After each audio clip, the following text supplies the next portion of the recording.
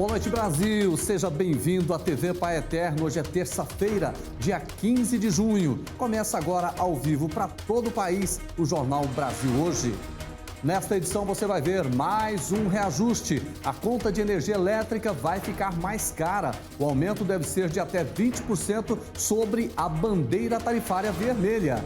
E ainda, no Dia Mundial da Conscientização da Violência contra o Idoso, vamos mostrar que não há muito para se comemorar, não. Denúncias de agressões cresceram quase 60%.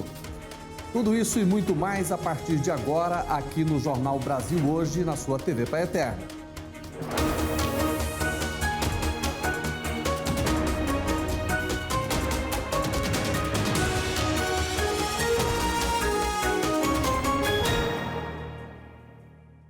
Estamos começando mais um Jornal Brasil Hoje aqui na TV Pai Eterno e você vai ver, olha, atenção para essa notícia que nós vamos falar para você. Em São Paulo, estudantes do ensino médio da rede pública estadual já podem começar a pensar nas áreas que pretendem estudar a partir do ano que vem. A Secretaria de Estado da Educação apresentou nesta terça-feira os itinerários formativos, ou seja, as áreas que os alunos podem escolher estudar. O novo ensino médio deve ser implantado em todo o país a partir de 2022. A proposta é aproximar os jovens da realidade do mercado de trabalho e estimular o desenvolvimento de um projeto de vida, o que pode proporcionar um currículo mais flexível, que permita ao jovem fazer escolhas e aprofundar o seu conhecimento em determinada área, ou seguir então para o ensino técnico.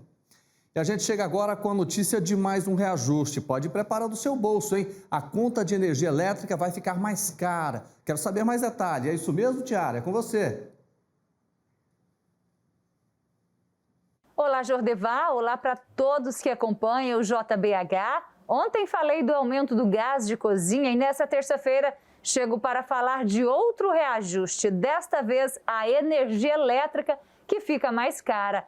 De acordo com a ANEEL, a Agência Nacional de Energia Elétrica, o motivo é que o país está enfrentando uma das piores crises hídricas dos últimos anos e será preciso o acionamento de usinas termoelétricas para garantir o fornecimento de energia para a população.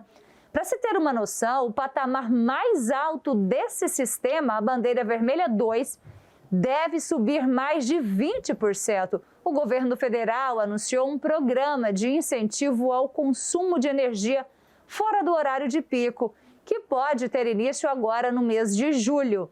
Mas muitos detalhes precisam ser definidos ainda. O deslocamento da demanda pode incluir grandes consumidores, como indústrias, mas também residências. Uma reunião com o Ministério de Minas e Energia foi realizada para tratar as bases do plano. Essa é uma das medidas para enfrentar a pior seca em 91 anos sobre reservatórios de hidrelétricas. Esse programa vai oferecer incentivos como descontos na tarifa ou crédito futuro para empresas que aderirem ao programa.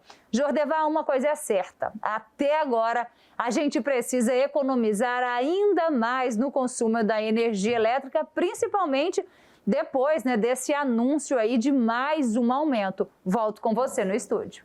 Tiara, obrigado. Afinal de contas, sempre somos nós que vamos pagar a conta por essa questão da energia elétrica. Fora aqueles outros aumentos que vêm sendo seguidos aí mês a mês, não é isso? Gente, hoje o presidente da Câmara dos Deputados, Arthur Lira, esteve reunido com o ministro das Minas e Energia, Bento Albuquerque, para discutir medidas para tentar solucionar essa crise energética. Lira negou o risco de um apagão no país, mas disse que racionamento, parecido com aquele que houve em 2001, não está descartado, infelizmente. E o Ministério Público Estadual de São Paulo instaurou um inquérito civil para apurar um eventual desrespeito às medidas sanitárias vigentes no estado durante o ato realizado por motociclistas em apoio ao presidente Jair Bolsonaro no último sábado. De acordo com o promotor Arthur Pinto Filho, são alvos do procedimento o empresário Jackson Vilar e demais organizadores e lideranças da motociata. No dia, o presidente voltou a criticar medidas de restrição tomadas por governadores e também por prefeitos e criticou também o uso obrigatório de máscara, defendido por médicos e profissionais de saúde que estudam a Covid-19. Na ocasião, o presidente, ministros e parlamentares foram multados pelo governo de São Paulo por não usarem essa proteção. E ainda falando em aglomeração, mas do outro lado do mundo e também numa realidade bastante diferente da nossa, você vai ver agora. É que mais de 11 mil estudantes participaram de uma grande cerimônia de formatura em Wuhan, na China. A cidade foi o epicentro da pandemia, onde tudo teria começado. O evento foi realizado cerca de 14 meses depois daquelas suspensões das restrições na cidade. Os 11 milhões de habitantes de Wuhan foram colocados sob quarentena no dia 23 de janeiro do ano passado, evidenciando a gravidade do vírus que depois se propagou pelo mundo. A cidade ficou 76 dias sob confinamento e só começou a retomar a normalidade aos poucos, a partir de abril do ano passado. O mesmo ocorreu depois com outras regiões do país, onde o contágio foi controlado. Segundo números oficiais do governo chinês, o país registrou pouco mais de 90 mil casos de Covid-19 e 4.636 mortes desde o início de 2020. Gente, hoje é o Dia Mundial da Conscientização da Violência contra o Idoso e, infelizmente, não há muito para comemorar. E é que agora, veja só, durante a pandemia, as agressões cresceram quase 60%, um número realmente muito alto e, infelizmente, a gente tem que conviver com essa situação. E quase sempre o agressor é alguém da família, como mostra a reportagem da Tiara Castilho. Época de viver a vida com mais calmaria. Geralmente assim é o planejamento de quem vai chegando na terceira idade, mas muitas vezes essa não é a realidade. Dados do IBGE, Instituto Brasileiro de Geografia e Estatística, revelam que a população idosa brasileira tem aumentado rapidamente. A faixa etária a partir dos 60 anos é a que mais cresce. No período de 1950 a 2025, esse grupo deverá ter aumentado 15 vezes. No Dia Mundial da Conscientização da Violência contra a Pessoa Idosa, um dado chama a atenção: o aumento no número de violência. A família muitas vezes deixa esse idoso sozinho em casa, sem ser higienizado de forma adequada, sem tomar o banho, sem tomar a medicação, sem ser levado ao médico com regularidade. Tudo isso é uma violência contra o idoso. Desde o início da pandemia do novo coronavírus, as agressões contra os idosos aumentaram em todo o país. Muitas vezes o agressor é quem deveria cuidar, mas você pode mudar essa realidade, mudar esses números negativos com uma atitude bastante simples, denunciando. E são duas opções: indo até uma delegacia ou até mesmo ligando no número de telefone 100. Se você tem a suspeita, é importante que você faça sim a denúncia e as autoridades competentes vão fazer essa investigação minuciosa e a eles é quem vão chegar a essa conclusão se realmente aquilo é um caso de violência e tomar as providências adequadas. No último ano, em todo o país, o número de violência contra pessoas da terceira idade cresceu 59%. A agressão é considerada, sendo ela física ou psicológica. A médica geriatra explica que muitas vezes o idoso não reconhece que existe uma violência sendo cometida contra ele. Então, aquele idoso que sofre ameaças do tipo: se você não me dá o dinheiro, eu não vou continuar cuidando de você, eu não vou continuar com você. A violência emocional no sentido: olha, eu não vou mais trazer meus filhos aqui para ficarem com você se você não me ajudar. A violência contra o idoso é um crime que pode ter pena de 6 meses a 1 ano de reclusão, além de multa. Gente, eu não entendo e não aceito esse tipo de comportamento, principalmente porque os agressores são membros da própria família, são filhos, são netos, são parentes que deveriam cuidar dessa pessoa idosa, porque essa pessoa idosa cuidou deles. É isso que está acontecendo. E agora nessa pandemia, gente, nós tivemos um aumento de quase 60% no número de denúncias e de agressões contra a pessoa idosa. Olha, se você perceber algum tipo de violência, algum tipo de agressão, não pense 2 vezes. Denuncie a polícia, porque o idoso merece, não é agressão, ele merece, acima de tudo, respeito. Agora, olha só a atitude de um médico lá do Piauí. O profissional tirou um tempinho na correria do seu dia a dia para cantar para uma mulher que estava internada com Covid-19. Vamos ver o vídeo. Tocar o teu coração e me derramar aos teus pés. Mais perto quero estar, Senhor, e te adorar com tudo que sou e te render glória, aleluia. Aleluia, aleluia, aleluia, aleluia.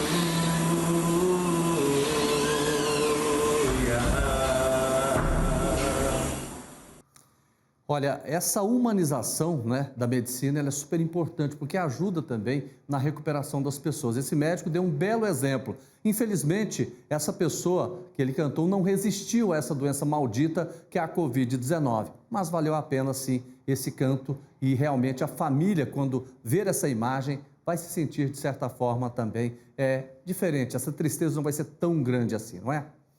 Chegou a hora do quadro Opinião. Hoje o irmão Diego fala sobre um tema que nunca sai de moda, ou pelo menos não deveria sair, a gentileza. Vamos então. Boa noite, irmão Diego. Olá, Jordevá, boa noite a todos. Nós estamos acompanhando tantas histórias difíceis de pessoas que perderam a vida durante essa pandemia e também o esforço dos profissionais de saúde que se desdobram para atender as pessoas que estão sofrendo com a Covid-19. E esse jovem médico, Matheus Rocha, nos traz um alento, um exemplo da atuação difícil desses profissionais num momento tão doloroso como a proximidade com a morte. Muitas pessoas podem não entender, mas a morte é um assunto difícil de ser tratado pelos profissionais de saúde. Não é pelo fato de, às vezes, lidarem com isso ali todo dia que a morte se torna algo natural ou sem relevância. Um estudo de duas profissionais da área da psicologia, lá no estado do Paraná, a Aline Andresa Martinez Melo e a Lúcia Cecília da Silva, mostrou que o médico se angustia diante da morte como qualquer outro ser humano. O cotidiano de sua prática profissional não o deixa acostumado com a morte. Não o faz lidar mais facilmente com a morte. Não faz a morte ser algo comum de se pensar. Quando o Dr. Matheus decidiu sentar-se naquela cama e oferecer essa canção para sua paciente, ele mostrou algo muito importante. Quando aquilo que a ciência poderia fazer estava encerrado, ele mostrou que a humanidade não pode parar. É o cuidado com a vida, desde a origem até o seu fim. Foi o que ele fez. E é algo que nós não podemos deixar de fazer. Não nos cansemos e não desistamos de fazer o bem. Vamos amar sempre. É verdade, é preciso sempre cuidar. Agora é hora de ir para o intervalo e na volta a gente traz todos os detalhes do que aconteceu na CPI da Covid, que hoje ouviu o ex-secretário da Saúde do Amazonas. Eu volto em instantes depois do intervalo com todos os detalhes para você.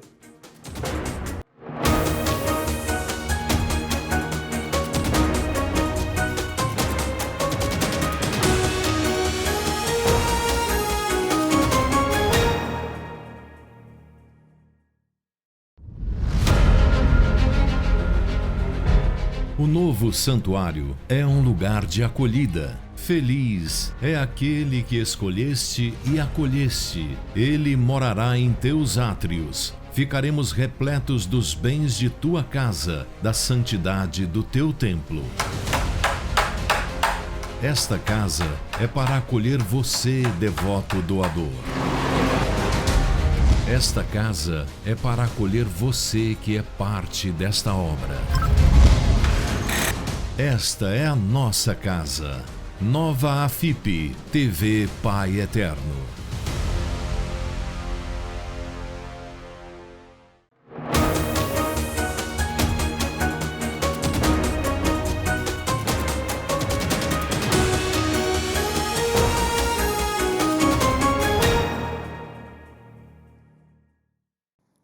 Olá, estamos de volta com o Jornal Brasil Hoje, ao vivo para todo o país aqui na TV Pai Eterno. E você, está em casa acompanhando o nosso programa? Eu quero saber, você já visitou o nosso portal paieterno.com? Lá, além de saber tudo sobre fé e sobre devoção, você também pode se cadastrar e tornar um devoto evangelizador. Ou você pode também entrar em contato diretamente com a nossa central de atendimento pelo telefone que é o WhatsApp também, é o 62-3506-9800. Vou repetir para você anotar e entrar em contato com a gente, tá bom? 62-3506-9800 e venha fazer parte desta família de amor. Agora eu quero fazer um convite para você, eu quero mostrar você aqui no Jornal Brasil Hoje. E para isso, sabe o que você tem que fazer? É simples. Pegue o seu telefone, tire uma selfie agora assistindo o nosso programa, aí você pega essa foto e posta aí no seu Instagram e marca o Instagram da TV Pai Eterno, que é fácil, @TV Pai Eterno, aí você aproveita, marca também o meu Instagram, que é @JordevaRosaOficial. Anotou direitinho? Faça isso porque tem gente do Brasil inteiro participando, registrando. É hora então da gente dar espaço para quem nos acompanha todos os dias. Vamos ver quem está aparecendo na tela. Josigueiros, aqui de Goiânia. Grande abraço para ela, acompanhando sempre o nosso programa, fez o registro e mandou para a gente, não é? Que maravilha, um abraço. Vamos saber quem é a próxima imagem. Ivone Eudes, de Augustinópolis, no Tocantins. Um grande abraço para você que mora aí no estado de Tocantins e está sempre acompanhando a gente aqui no Jornal Brasil Hoje. Tem mais, não tem? Opa, essa aí vem lá do Rio de Janeiro, a dona Líbia Gomes, que também sempre acompanha. Olha, você viu que legal? Rio de Janeiro, Tocantins, Goiás, eu estou esperando você do Rio Grande do Sul também, você do Pernambuco, você da Bahia, de São Paulo, você de Minas Gerais. Nós queremos mostrar o Brasil inteiro aqui no nosso jornal Brasil Hoje, tá certo? Olha, gente, vamos continuando aqui com outras informações. A Polícia Civil prendeu hoje suspeitos de participarem de um sequestro que aconteceu no final de maio, lá em Gravataí, cidade da região metropolitana de Porto Alegre. A operação foi realizada no Rio Grande do Sul e também em Santa Catarina. Nós vamos para lá agora conversar com o Rafael Paz, que tem mais detalhes. Olá, Rafael, é com você. Oi, Jordeval, oi a todos. Foi uma ação conjunta entre as polícias civil do Rio Grande do Sul e de Santa Catarina também. A operação de combate ao crime de extorsão mediante sequestro prendeu ao menos 4 pessoas, sendo 3 no estado gaúcho e 1 em Santa Catarina. O homem acusado de participar do crime ainda está foragido. O sequestro investigado ocorreu no dia 29 de maio em Gravataí, na região metropolitana de Porto Alegre, quando um homem de 30 anos foi retirado de casa por suspeitos. Segundo a polícia, ele permaneceu em cativeiro em pelo menos 2 lugares diferentes. Os criminosos exigiam à família um resgate no valor de R$600 mil. No dia 31 de maio, esse homem foi libertado sem o pagamento do resgate. Ele foi localizado por uma guarnição da Brigada Militar na cidade de Igrejinha e levado para casa. A polícia ainda não sabe por que a vítima foi solta, sem o pagamento do resgate. Segundo a investigação, provavelmente os bandidos desistiram simplesmente da prática de extorsão mediante o sequestro. As prisões no Rio Grande do Sul foram em São Leopoldo e em Canoas, além de um mandado de prisão temporária cumprido contra um homem que já está preso na penitenciária estadual do Jacuí. A mulher presa em Canoas é companheira do homem que já está preso, portanto, e prima da vítima do sequestro. Já em Santa Catarina, uma outra mulher foi presa em Imbituba. A polícia ainda cumpriu 8 mandados de busca e apreensão que resultaram na apreensão de celulares, documentos e dinheiro em espécie. Segundo as investigações, pelo menos 5 pessoas participaram desse crime. Jordeval, agora presta atenção nessa notícia de Santa Catarina e olha só essa imagem, hein? Um grave acidente envolvendo 2 motocicletas foi flagrado por uma câmera de monitoramento em Brusque, no Vale do Itajaí, na noite de segunda-feira. As motos explodiram, como vocês viram aí, ao se chocar com a força da batida, né? 3 pessoas foram levadas ao hospital. Um homem de 29 anos apresentou traumatismo craniano e foi levado ao Hospital Azambuja pelo Serviço de Atendimento Móvel de Urgência. A mulher e o outro homem foram foram atendidos pelo Corpo de Bombeiros, mas o hospital não repassou informações sobre o estado de saúde deles. Segundo a Polícia Militar, o condutor de uma das motocicletas seguia com a companheira na garupa quando fez uma conversão à esquerda para entrar no pátio de um posto de combustíveis. O veículo atingiu então a outra motocicleta que seguia sentido centro da cidade. Imagens fortes essas, né, Jordeval? Volto contigo aí em Goiânia. Até amanhã. Rafael, um abraço para você. Amanhã eu te espero aqui no Jornal Brasil Hoje, tá certo? Você já ouviu falar na Síndrome Inflamatória Multissistêmica Pediátrica? Médicos estudam a relação dessa doença com alguns casos da Covid-19 em crianças. Em Minas Gerais, já foram confirmados 112 casos e 3 mortes até o momento. Especialistas fazem um alerta, como mostra a reportagem da Gabriele Assis. Os sintomas da síndrome inflamatória multissistêmica pediátrica podem ser semelhantes aos de outras doenças. Como os sintomas gastrointestinais, dor abdominal, náusea, vômito. Algumas vezes a gente vai ver também acontecer erupções na pele, né, que são lesões na pele, manchinhas na pele. A gente pode ver também os edemas, né, que é o aumento, o inchaço das mãos, dos pés, e a conjuntivite, que seria também um sinal que a criança pode apresentar, que é aquele olhinho vermelho, além de outros sintomas, mas a gente percebe que esses sintomas são mais comuns. A síndrome está associada à Covid-19 e pode ocorrer principalmente depois de uma fase aguda da doença em crianças e adolescentes. Habitualmente, ela tem o coronavírus e aí semanas a dias depois disso ela começa a apresentar esses sintomas, né?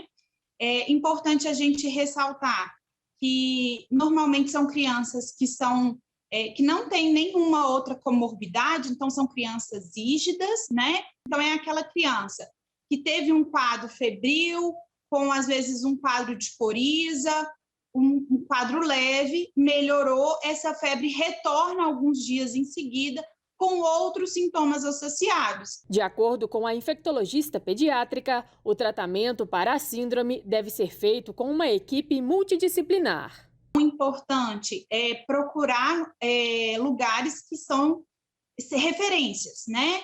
De preferência que tenha um pediatra que consiga fazer o diagnóstico e que encaminhe para referência. Nós temos aqui em Belo Horizonte, no SUS, a nossa grande referência é o Hospital João Paulo II. Então, esses casos, habitualmente, quando diagnosticado, tanto no interior como na região metropolitana, eles são encaminhados para o centro de referência, que é o João Paulo II, né? O tratamento não é um tratamento específico, a gente vai tratar principalmente as gravidades, né, as consequências da doença, né, mas é de grande importância que tenha, sim, um acompanhamento, inclusive, dessa equipe que é né, então é uma equipe com vários especialistas para poder a gente conseguir ter um bom sucesso. Agora vamos atualizar o andamento da CPI da Covid-19. Hoje, o ex-secretário de Saúde do Amazonas, Marcelo Campelos, foi ouvido pela comissão. Por isso eu vou chamar o Elton Moreira, lá de Brasília, que traz um resumo desse dia para a gente. Elton, é com você.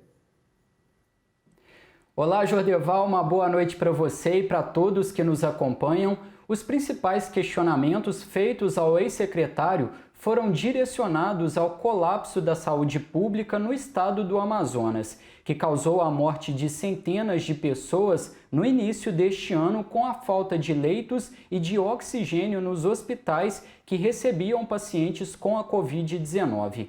Marcelo Campelo disse à CPI que na rede estadual do Amazonas houve interrupção do fornecimento somente em 2 dias, em 14 e 15 de janeiro.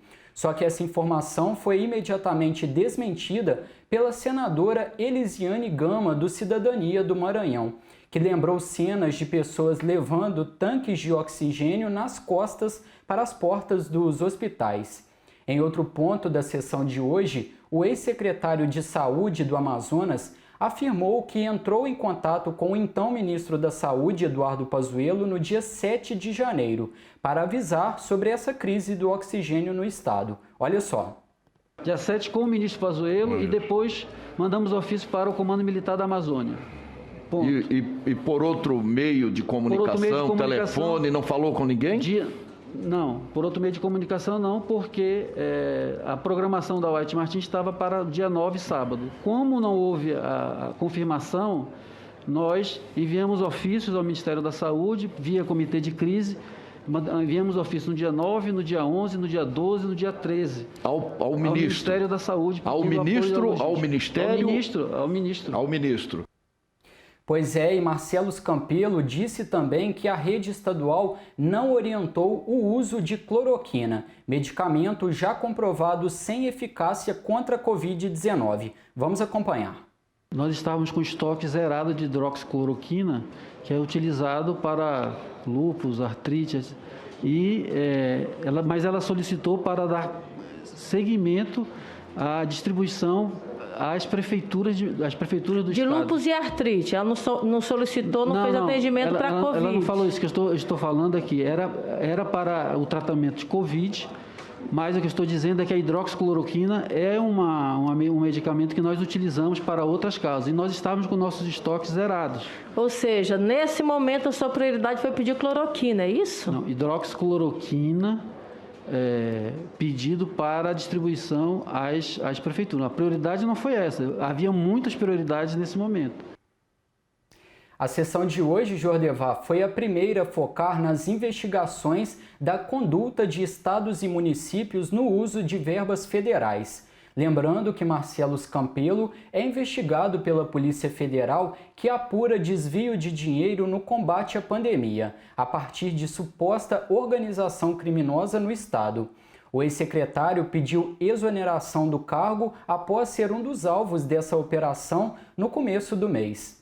O governador do Amazonas, Wilson Lima, também é alvo da ação. É isso, Jordevar. Daqui a pouco eu volto aqui de Brasília para a gente falar sobre um serviço muito bacana de apoio de psicólogos para professores. Até daqui a pouco, Jordevar. Até daqui a pouco, Elton. Obrigado pela sua informação. Gente, nós tivemos inúmeras informações sobre essa questão da crise lá em Manaus. Mas uma coisa é certa, alguém errou, e errou feio, e esse erro matou muita gente. Agora, é importantíssimo que a CPI comece essa investigação e que aponte quem são os culpados. Se é o governo federal, se é o Ministério da Saúde, se é o governo do Amazonas, quem quer que seja. A gente jamais pode deixar isso passar batido, em nome dessas famílias que estão aí, em nome da memória dessas pessoas que morreram por falta de oxigênio. Cena mais triste de pessoas que não conseguiam respirar e não tinham oxigênio para salvar a vida dessas pessoas. Gente carregando tubo de oxigênio, uma imagem que realmente entristece qualquer pessoa. A gente vai agora para o intervalo. Daqui a pouco você confere como anda a vacinação pelo país. Eu trago todos os detalhes para você rapidinho aqui no Jornal Brasil Hoje.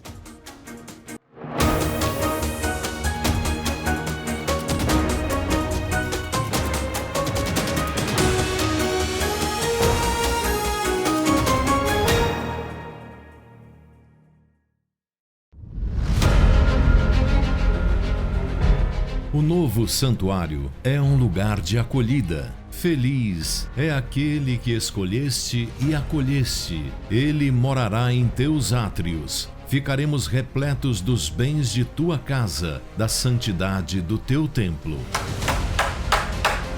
Esta casa é para acolher você, devoto doador. Esta casa é para acolher você que é parte desta obra. Esta é a nossa casa. Nova AFIP, TV Pai Eterno.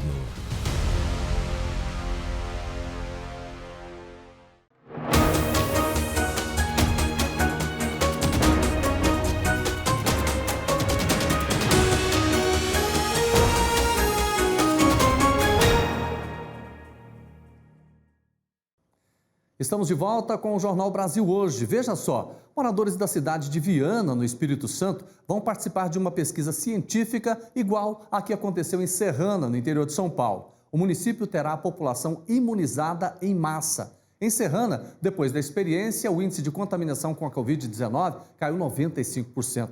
Para falar sobre esse assunto, eu recebo agora o professor Geraldo Mil. Ele é médico, professor do Departamento de Ciências Fisiológicas da Universidade Federal do Espírito Santo. Professor, boa noite ao senhor. Boa noite a todos os telespectadores. Prazer receber o senhor aqui no Jornal Brasil hoje. Agora, essa experiência, todas as pessoas, então, aí da cidade serão vacinadas, é isso? Olha, é um projeto de pesquisa que nós estamos testando o uso maciço da meia dose da vacina da AstraZeneca naquele segmento de população que ainda a vacinação para eles não chegou. Então, veja, Viana é um município aqui da Grande Vitória, é o menor município da Grande Vitória, é um município que tem mais ou menos 95 mil habitantes, e a população desse município, na faixa etária de 18 a 49 anos, é de aproximadamente 35 mil pessoas. Dessas 35 mil pessoas, 7.500 já haviam tomado a vacina. Então, quem não tinha tomado a vacina ainda, poderia receber, então, podia ser candidato à pesquisa, que é receber, na verdade, a vacinação em massa foi feita no domingo, foram 19, quase 20 mil pessoas vacinadas com a dose de meia dose da vacina da AstraZeneca, e a próxima vacinação, a próxima dose, será administrada também como meia dose entre 8 e 12 semanas após a primeira. Professor, só me deixou curioso. Por que meia dose apenas? Veja, essa é uma questão do seguinte, a vacina é um produto escasso no mundo todo. Então, a seguinte pergunta a gente tem. Se você tem uma população de 4 milhões de pessoas, por exemplo, e você dispõe de 2 milhões de doses, qual que é a melhor estratégia para você quebrar a cadeia de transmissão? Você vacinar metade da população com a dose cheia e deixar a outra metade sem vacina, ou vacinar toda a população com a meia dose? Então, essa que é a questão. Então, nós estamos testando se a meia dose é um estudo, na verdade, que tem segurança. Então, num subgrupo da população de Viana, nós estamos testando a imunidade através da medida de anticorpos e vamos seguindo os casos agora que vão acontecer na cidade, nesse segmento da população. Veja, essa pesquisa está sendo feita não em toda a população, mas apenas naquela população que ainda não havia recebido vacina e que não tem previsão de vacinação nesse momento, porque a vacinação não chegou ainda para pessoas abaixo de 50 anos e que elas puderam ser vacinadas, receber a primeira dose e ter garantida a segunda dose. Entre 8 a 12 semanas, provavelmente daqui a 8 semanas será feita a segunda dose. E um subgrupo, nós estamos recolhendo sangue para medir a produção de anticorpos e ver qual a duração desses anticorpos na população. Professor? Se efetivamente, só completando, se o estudo não tiver o sucesso que nós esperamos, ou seja, uma redução de pelo menos 60% dos casos, nós aplicaremos, então a gente interrompe o estudo e aplica a dose cheia em toda a população que participou da pesquisa. Em quanto tempo o senhor vai ter o resultado dessa pesquisa? Ela deve sair, nós precisamos de pelo menos 5 meses de acompanhamento para ver qual a redução da quantidade de casos ao longo desses 5 meses e para ver qual a eficácia dessa meia dose de produzir anticorpos. Na verdade, um experimento pequeno desse, com 1.000 pessoas, já ocorreu no Reino Unido e mostrou eficácia, só que o grupo era muito pequeno. Você não tem condições, com amostras pequenas, de saber efetivamente medir o impacto em redução de casos. Isso a gente vai conseguir nessa população de aproximadamente 1.000 pessoas da cidade de Viana. Professor, boa noite, obrigado, viu? Obrigado, satisfeito, a gente se coloca sempre à disposição. Eu espero, então, quando nós tivermos já os primeiros resultados do estudo, poder divulgar aí para a população do Brasil inteiro, já que o Jornal Brasil hoje tem telespectadores em todo o território nacional. O senhor já está convidado para voltar. Um abraço para o senhor. Esse é o professor José Geraldo Mil, da Universidade Federal do Espírito Santo, né? Trazendo essa boa notícia. Quem sabe dá certo, né? Estamos aqui torcendo, tá bom? E olha só, o presidente Jair Bolsonaro falou hoje que é contra o passaporte da vacina aprovado pelo Senado na semana passada e encaminhado para a Câmara dos Deputados. O passaporte poderá ser cobrado para autorizar a entrada de pessoas em espaços públicos e privados, como transporte coletivo, hotéis e parques. Jair Bolsonaro prometeu vetar o projeto caso seja aprovado pelo Congresso. E é hora de conferir o andamento da vacinação pelo país. Nós temos dados do Ministério da Saúde. Vamos lá, então. Quantas pessoas tomaram a primeira dose aqui no Brasil? 52.731.296 pessoas tomaram a primeira dose. E a segunda? 21.794.386 pessoas receberam a segunda dose da vacina contra a Covid-19 aqui no nosso país. Nós temos dados agora do site do CONAS, a gente vai acessar para mostrar para você como está a pandemia aqui no nosso país. Vamos então aos números. Primeiro, casos confirmados desde o início da pandemia aqui no Brasil. 17.533.221 casos de Covid. No último período de 24 horas, o Brasil registrou 80.609 casos de Covid. E nós atingimos, infelizmente, essa marca triste. 490.696 pessoas morreram, perderam a vida para a Covid-19. No último período de 24 horas, vem se mantendo esse número triste também. 2.468 pessoas morreram de Covid-19 aqui no Brasil. Agora, gente, olha um projeto assistencial que está oferecendo ajuda psicológica de forma gratuita para professores neste período de pandemia. Isso é muito bacana, não é mesmo? Eu vou voltar agora com o Elton Moreira. Ele vai falar de Brasília mais uma vez, porque ele traz mais informações sobre esse serviço. Olá, Elton. É com você, meu amigo. É isso mesmo, Jordevá. Essa bonita iniciativa de apoio emocional aos professores foi criado por duas instituições, a Quero na Escola e a Fundação SM. Como você falou, Jordevá, a ideia é oferecer apoio psicológico gratuito para esses profissionais e tratar traumas como luto de parentes e estudantes nesse período bem complicado, não é mesmo?